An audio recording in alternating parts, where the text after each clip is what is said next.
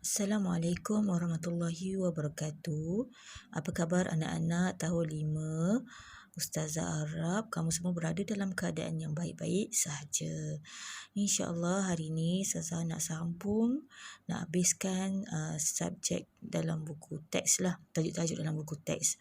Okey, buku teks Adab dan Akhlak Islamiah. Okey, kamu keluarkan buku teks.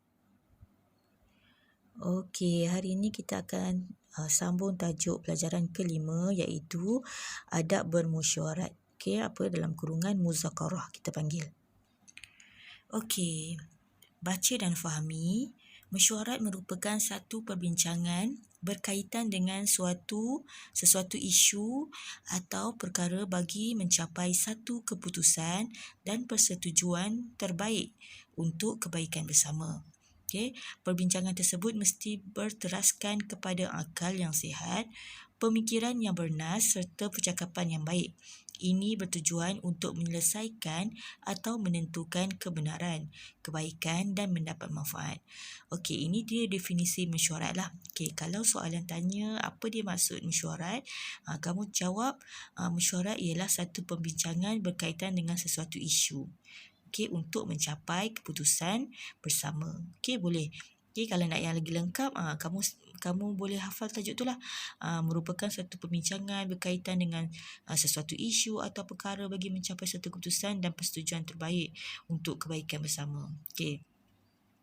Perbincangan tersebut mesti berteraskan kepada akal yang sihat, pemikiran yang bernas serta percakapan yang baik. Tujuannya untuk menyelesaikan atau menentukan kebenaran kebaikan dan mendapat manfaat. Okey, tujuan mesyuarat. Tujuan mesyuarat ialah untuk mewujudkan satu idea.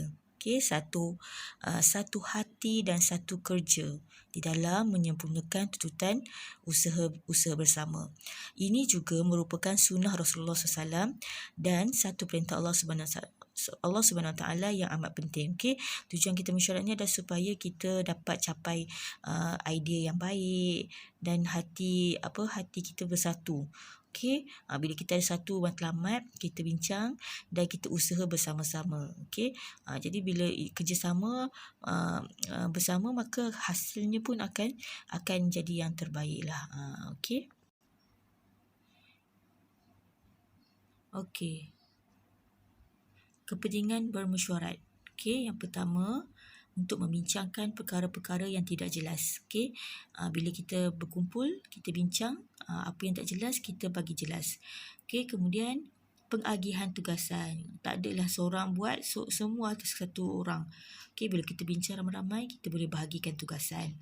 Yang ketiga, menilai dan mengawal aktiviti.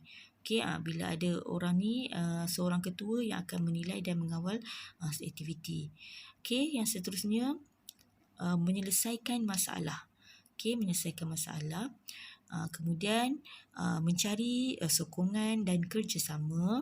Kemudian menyebarkan maklumat, merancang strategi dan juga dapat mengetahui kekuatan, kelemahan dan banyak lagi kebaikan dan keburukan yang berlaku. Jadi bila kita buat perbincangan atau kita panggil bermuzakarah atau bermesyuarat, maka kita dapat tahu apa baik buruk sesuatu perkara. Kalau kita seorang-seorang, kita tak tahu kan. Jadi bila kita bermesyuarat, barulah kita tahu.